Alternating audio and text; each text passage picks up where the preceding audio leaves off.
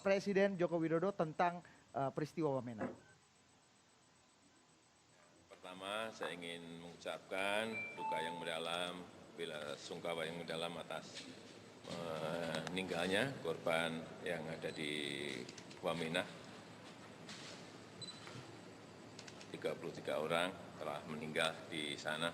Tapi yang ingin perlu saya sampaikan bahwa aparat keamanan telah bekerja keras untuk melindungi semua warga. Jadi jangan ada yang menggeser-geser ini menjadi kayak sebuah konflik etnis, bukan. Ini adalah kelompok kriminal bersenjata yang dari atas, dari gunung turun ke bawah dan melakukan pembakaran rumah warga. Dan juga Kepala Suku Lembah Baliem di Wamena juga telah mengajak, menghimbau untuk seluruh warga untuk tidak mengungsi keluar Wamena. Ini saya kira sebuah himbauan baik, dan juga polisi telah menangkap beberapa tersangka yang melakukan pembunuhan dan pembakaran yang ada di Wamena. Itu pernyataan dan aksi konkret yang dilakukan atau diputuskan oleh Istana Kepresidenan di Jakarta. Anda lihat sudah tepat sasaran, Bung Rocky? Itu narasi yang buruk dari Presiden itu. Dia mulai dengan sudah kami tangani kekerasan itu, dan kami tahu kekerasan itu datang dari gunung ke Wamena. Kita tahu bahwa peristiwa kemarin itu rentetan dari, atau bukan rentetan, bahkan akumulasi dari problem Surabaya tuh. Surabaya itu akumulasi dari problem tahun 90, demikian seterusnya. Jadi Presiden itu menjelaskan sesuatu yang sangat teknis. Padahal sebetulnya ada problem etis yang orang tunggu dimengerti oleh Presiden. Seluruh keterangan Presiden tadi seolah-olah mau mengatakan kami bisa atasi itu dengan kekuatan bersenjata. Jadi kekuatan bersenjata dilawan oleh kekuatan bersenjata. 33 korban itu akan dicatat oleh PBB sebagai pembiaran terjadinya kekerasan. Jadi ada act of omission. Negara membiarkan terjadi kekerasan. Apapun bantah-membantah pemerintah. Tapi kita hidup dalam rejim diplomasi hak asasi manusia. Jadi kalau pemerintah tidak atau buta huruf terhadap diskursus hak asasi manusia, ya orang akan bilang, Anda mau negosiasi apa di diplomasi internasional kalau Anda nggak paham tentang hak asasi manusia. Jadi nggak ada satupun keterangan Presiden yang membuat kita produktif untuk debat nanti di PBB atau di forum internasional. Saya beri contoh cepat-cepat ya. Desember tahun lalu, saya naik Gunung Siklop. Persis di depan Bandara Sentani. 15 jam karena harus merangkak itu. Bersama-sama pemuda Papua, campuran Muslim dan Nasrani. Karena Desember ada inisiatif justru datang dari pemuda non-Muslim, pemuda Muslim, untuk bikin Natalan di atas itu. Anda bisa bayangkan nggak? Saya naik gunung itu, kasih ceramah lingkungan di situ, kasih kuliah tentang etika lingkungan. Lalu mereka mulai bercerita bahwa bagi kami nggak ada soal perbedaan agama, perbedaan etnis, segala macam itu. Tetapi kami tahu bahwa Jakarta tidak punya konsep tentang keadilan bagi Papua.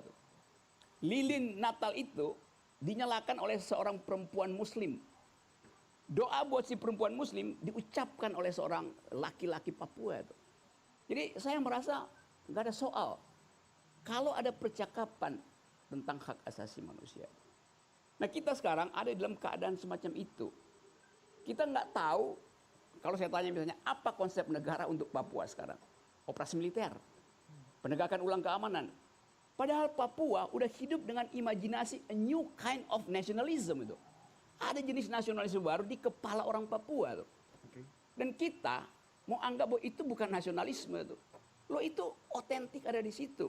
Di seluruh dunia orang hidup dengan cara itu. Catalonia di Spanyol tuh, Baski di Spanyol tuh, Quebec di Kanada, segala macam tuh, Skotlandia. Orang hidup dengan multikulturalisme. Jadi yang kita sebut nasionalisme sekarang, dia tuh oscillating, bergerak nasionalisme itu. Sekarang pemerintah mau pangkas itu supaya jadi stabil. Dengan cara apa? Dengan cara kekerasan, dengan cara operasi militer. Mestinya dengan pendekatan hak asasi manusia. Anda lihat resepnya masih sama nggak dengan 10, 20, 30, 40 tahun yang lalu? Ya karena pengambil kebijakannya masih orang yang sama, yang itu-itu juga. Yang pengetahuannya tentang mengatasi konflik cuman itu, bab 1 doang tuh. Jadi Anda lihat, kita hidup di dalam kedunguan konsep itu. Misalnya, kita mau bilang, oke, kita mengerti hak asasi manusia. Publik internasional akan ketawa. Barusan Anda cabut paspornya Veronica Koman. Bagaimana Anda mau ngomong hak asasi manusia? Jadi, semua soal ini memperlihatkan bahwa negeri ini atau pemerintah gak punya konsep untuk menyelesaikan sesuatu yang berdimensi internasional itu. Diplomat kita pasti kalah berdebat dengan anak-anak muda Papua yang belajar di Cambridge, Harvard, Oxford, yang lengkap pengetahuannya tentang deal diplomasi internasional. Jadi kita ada di situ, dalam kegugupan itu kita membayangkan ada berbagai macam potensial krisis di Indonesia.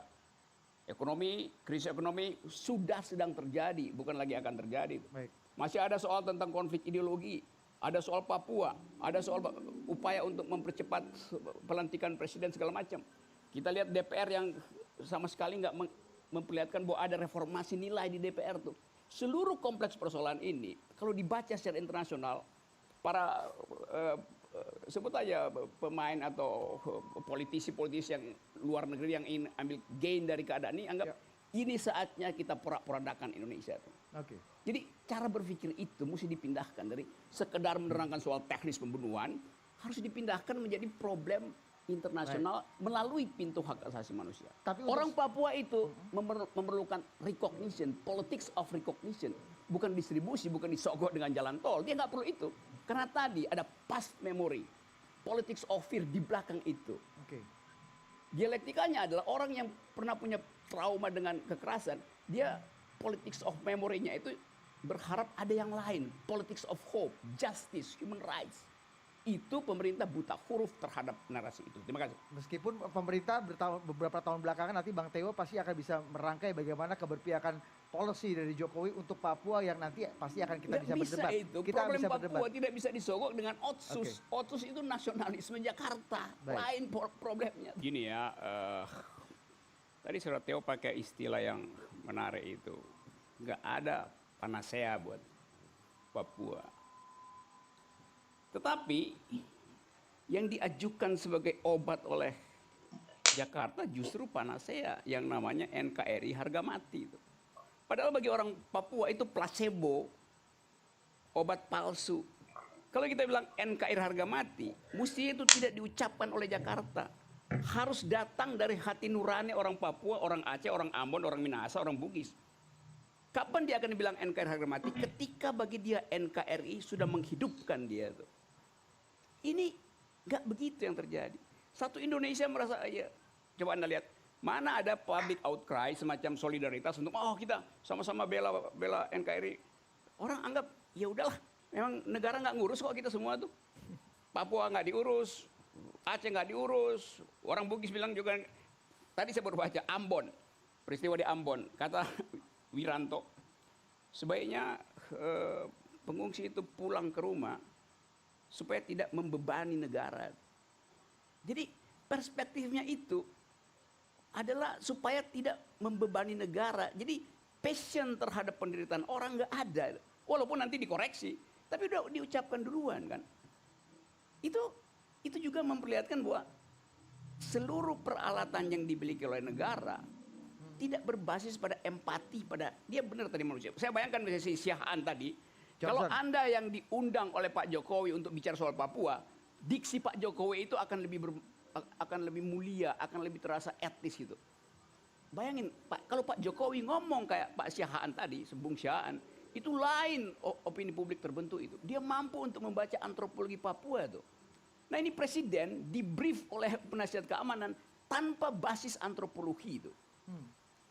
Itu dungunya. Indikator value, indikator makronya bagus, kata Bung Teo, semakin membaik. Indikator makro itu baru mulai bekerja bila martabat manusia udah diasuh. Baik. Papua perlu martabat bukan martabak.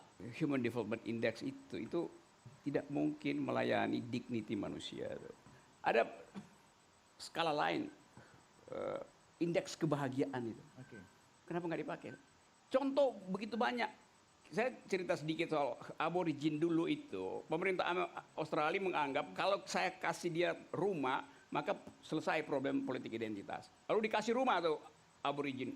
Hari pertama dia tidur di rumah itu tuh.